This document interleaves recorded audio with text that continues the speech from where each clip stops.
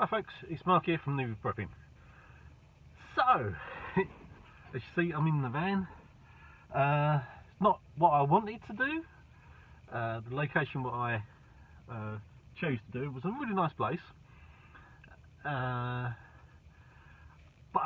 everyone else wanted to come here as well. So there's just so many people. So we've resorted to come back to the van and talk to you from here. It would be a lot less noisier. So I left it a couple of days for you to have a think about what type of prepper you are. Now I'm going to talk about homesteading. Homesteads bugging in, because I'm going to put them two together, because if you've got a homestead, really you're going to be bugging in with possibly a plan to bug out if things go pear-shaped. Now, when you're bugging in, you've got to think of a couple of things. Can you secure your location, your house? And so I'm not saying that you need to defend it, you know, with guns, dynamite and booby traps and stuff like that. But you've got to think of how secure your location will be. Because if you're living in a terraced house in the middle of an estate and people see that you might have electricity if there's no electric anywhere else, or you have spoken that you've got a lot of supplies because you're you're a prepper, and you've got to think of are you going to have other people there? Are they going to talk? And there's so many potential problems being in like big cities and the states and stuff like that, but they can also be your strengths, because if you lived in a cul-de-sac of say 7 to 10 houses and all of you want to protect that cul-de-sac and where you live, you can actually have a good plan in place to protect that area, closing off the road so no one can get in. But then closing off the road indicates that there's something there what you're trying to protect. So you really do have to plan, and I wouldn't say be secretive, but you want to keep what your plans are quite close to a few people.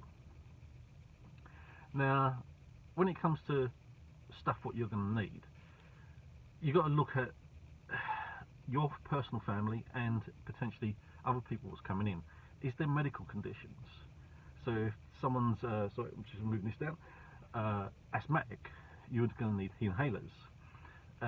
If there allergies, you know, because sometimes people are allergic to dog hair or could a bee sting, peanuts.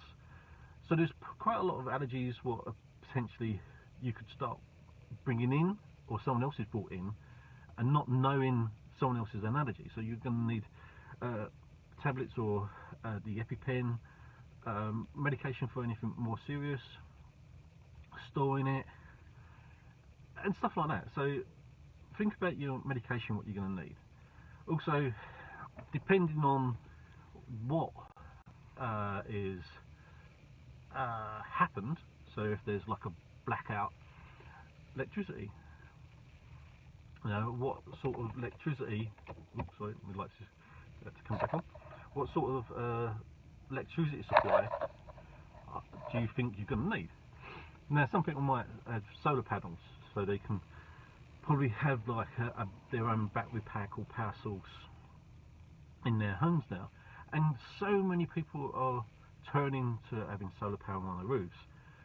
You putting that in and having it charging up batteries for your home, instead of just going straight to the grid and you get a discount and you pay cheaper electricity, that could, no one's going to know what your plans are with that.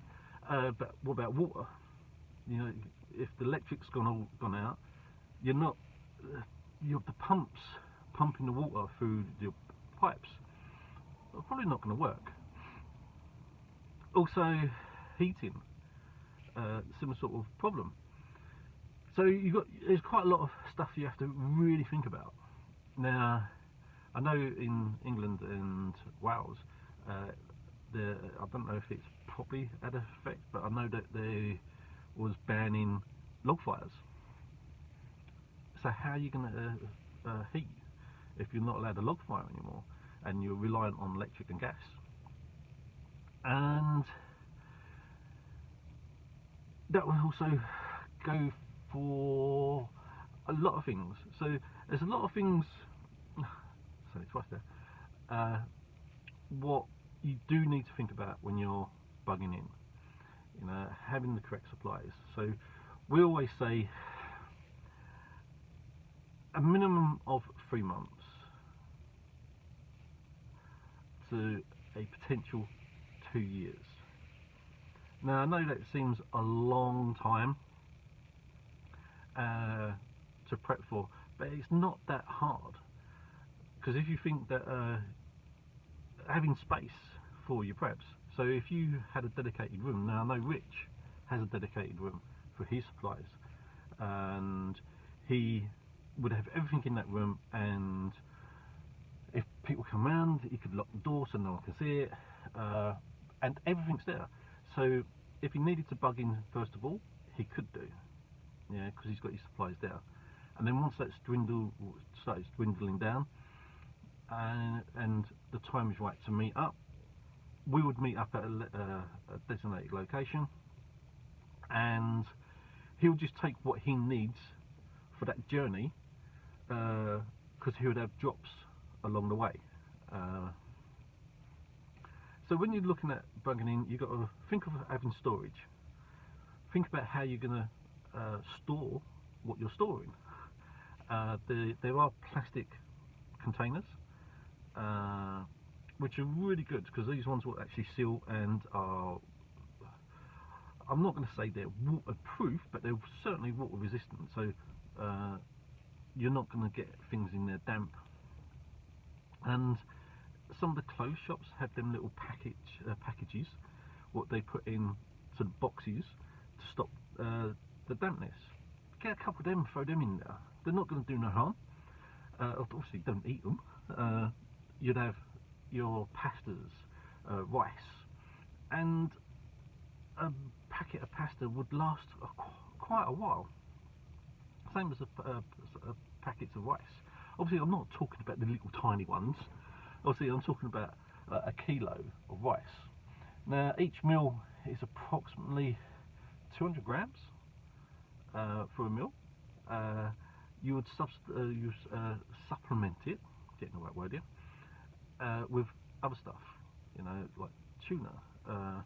You might not have chickens in the back garden, so you might not have fresh eggs.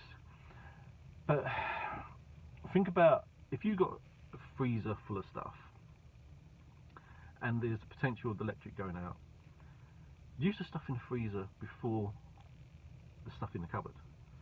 You know, even if it means you're going to be eating burgers for 5 days, eat the burgers for 5 days, because when the electric does go out, they're going to go to waste anyway. You could look at alternative ways to cook, especially if the electric goes out. So quite a lot of people have got barbecues. You could have a barbecue not in your house, but in the back garden, if you've got a back garden, and do a barbecue and cook on a barbecue all the time. Obviously then you've got to think of the fuel for the barbecue, like the coals and stuff. So there's ways of heating up water for you to wash, teas, drinks, soups, without having electricity. Having a good, I'm going to struggle with this word, variety of stuff is quite good, because my little girl, it's really hard. She is really fussy with what she eats. So I say to her, if we ever have to bug out, you're not going to be getting like your favourite things all the time. Because once some things are gone, they're gone. we might not be able to get them again, depending on what happens. My lights come on again. That means I've got to turn the ignition back on. It's a safety thing what it does, and it also means it's not charging my phone up. Hello, modern technology. So that's some of the things what you should start thinking about for bugging in. Your location, is it suitable? As your brother or your best friend, who also could be like-minded, have a better place for you to get to and bug out there, bug in there. And trusting each other not to tell every Tom, Dick and Harry, you know, because you don't want a postman's friend from another village coming to your house saying, oh, I hear you're a bug out person and I can come here. No. So think about the people you're going to have with you.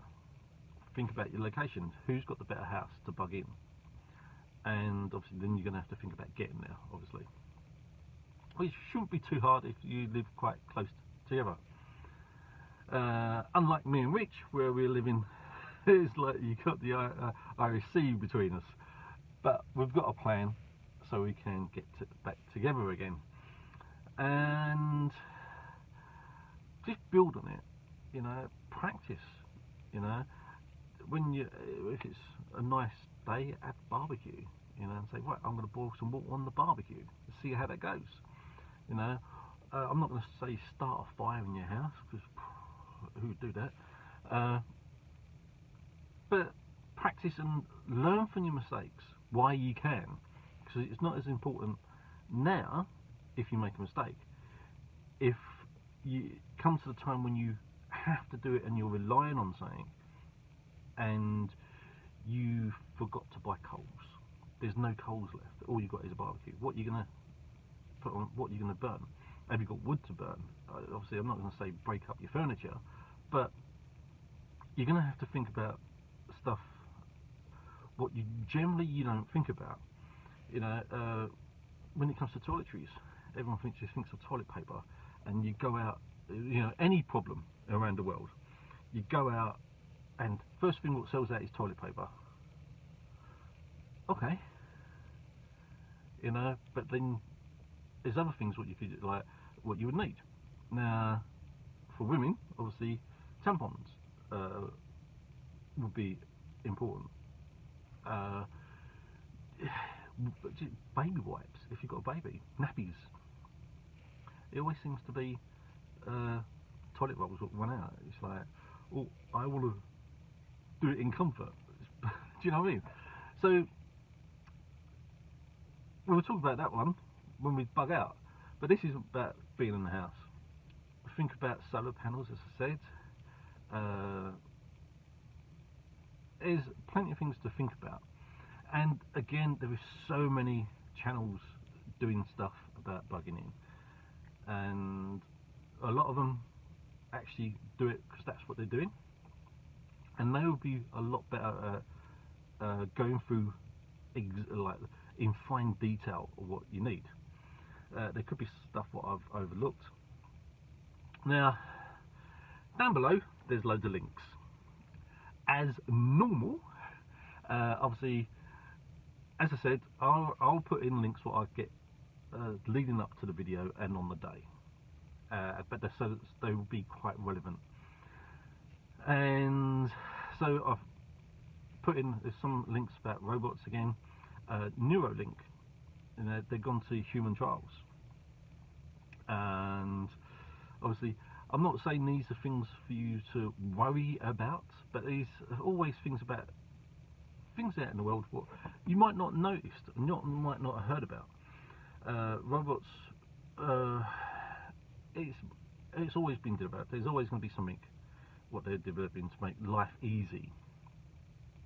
Now also, obviously I put down Mahyer because he was at Remembrance Day today, the Armistice Day Remembrance, and he was showing what was going on now. Again, protests, what goes on, could escalate. Now, I have a question, and I would love this newspaper to answer it, but they won't, right? But I would love them to answer it. Now, the Guardian, you know, the old establishment Guardian, their headlines, and I've got the link below, so there's the Guardian, there's the Independent, and there's a couple others. The Guardian, far right, police clash with far right Armistice Day protest or parade. Do you know, if you look at Mahyer Tousi, he was there at the exact same time, and in his video, yes, you heard there was a bit of a commotion. Don't know what it was, and obviously the Guardian was there at the point was there at the right place at the right time. Funny that. They say it was far right. Okay. I don't know what happened. I'm not going to second guess. But I know the people, I don't know personally, but I know people who's there weren't just far right. These were ex-servicemen. So my question is to the Guardian, if you've got the gonads to answer it, the armed forces, what protects this country, are they far right? Because servicemen, obviously, were part of the defence for this country.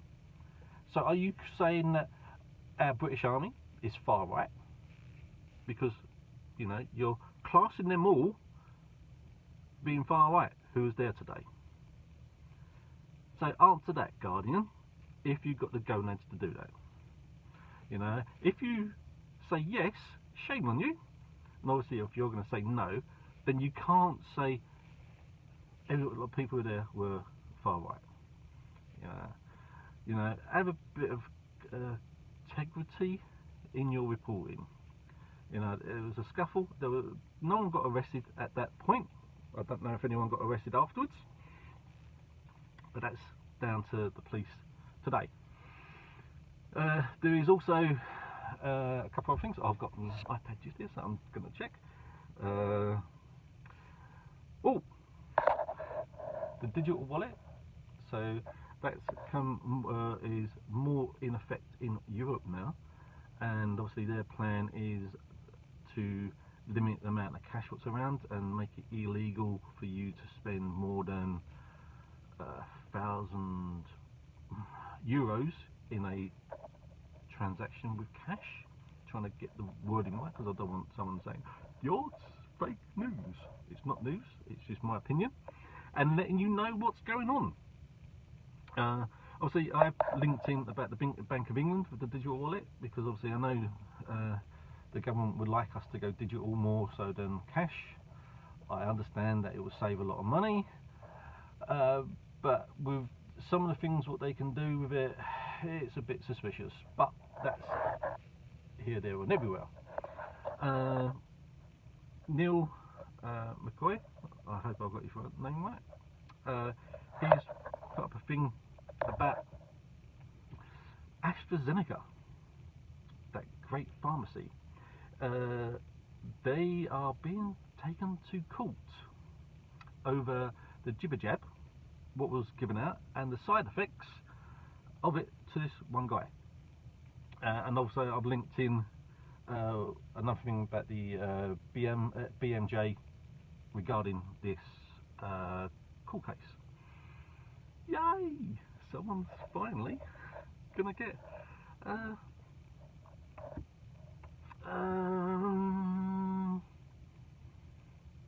can I say? No, I'm not going to say dealt with. But someone's going to be held accountable. That's the word. Accountable. I wonder if they will be held accountable, but I don't think they will be.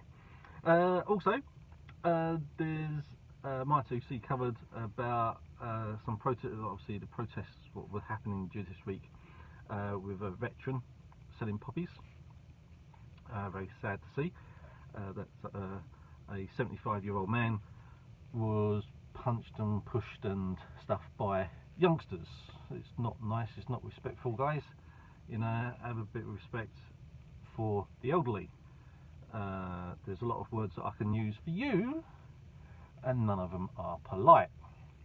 There is also a link about the Party of Islam down below, and it has been rejected for bits and pieces. I think they didn't. Something was wrong, and it was illegal, or something was illegal with what they've done. I'm dyslexic, I couldn't read it all, but I found the article, so just put that up there to clarify that. Also, I've put in bits and pieces about the war. The Enforcer covers the Ukraine war and the war in Israel and Gaza, and I'll put a link in from Aljazeera, because I always feel that you should be able to see every news outlet. It doesn't, for me, it doesn't matter if they're one-sided or the other. If the freedom of speech and the freedom of information should be that I can go to any site I want to and hear their opinion. Yeah, because I know it is their opinion, and that should be it. It shouldn't be that because they've got a different opinion to our culture, I shouldn't be allowed to see it. And there was another link which just after the NukeMap, which I think is quite a unique website. Shows you about nuclear blasts and stuff like that. About its Turning Point UK, and they've got a link. They've got a little article of a LGBT plus activist being confronted by pro-Palestinian activists at a march. So have a look. I ain't saying nothing else. Obviously, I know what would happen.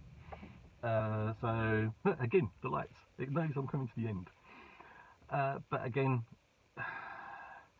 it's people who are misled in this world, who are given a tiny bit of information, and they say, "This is what's happening. This is the fact," and they go off and they just reiterate the same things what they heard over and over again. Now, both sides are the same, you know, right and left, and no one actually doing their own research and having their own opinion. Wow, wouldn't that be nice if the world had their own opinion and just said, well, that's your opinion, I can live with you having that opinion, it's not going to affect me, carry on. No, we could just live together. But you know, yes, so there's the links below. As I will start from tonight. There's not much about the pro-Israeli marches, what's going on. I didn't find anything to report there. So fingers crossed it all went off peacefully with no trouble, even though the police are in riot gear for today. If that's not intimidating to people, I don't know what is. So, but I understand that they are going prepared for trouble.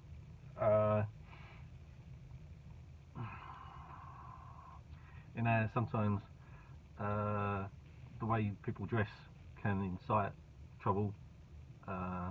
It would probably have been better if you had the ones not in white gear up front first, with them at the back ready if anything did go off. But I am not in charge, and I don't want to be in charge. So if you enjoyed what we covered today, give a thumbs up. I think it's that way. I always get this wrong. It might be that way. It's just down there, I believe. But whatever way it is, give a thumbs up.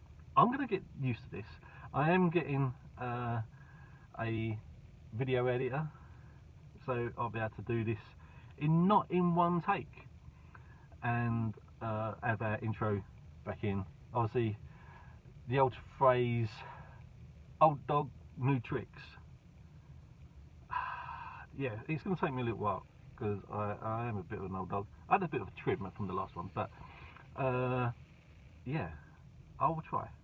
As Rich is busy over in England, trying to get these up on the day when they've been done. So I will tinker around, you know, and try and get it done, I hope. But give a thumbs up, share it, take the mickey out of me, leave a comment down below. It all helps them algorithms, it helps the channel, and recommend us to a friend. And yes, I'll see you in a few days where we'll talk about what we've got. So it's in three. So you got the bugging in, bugging out. It's quite similar to bugging in, but bugging out, and then you got your wilderness one.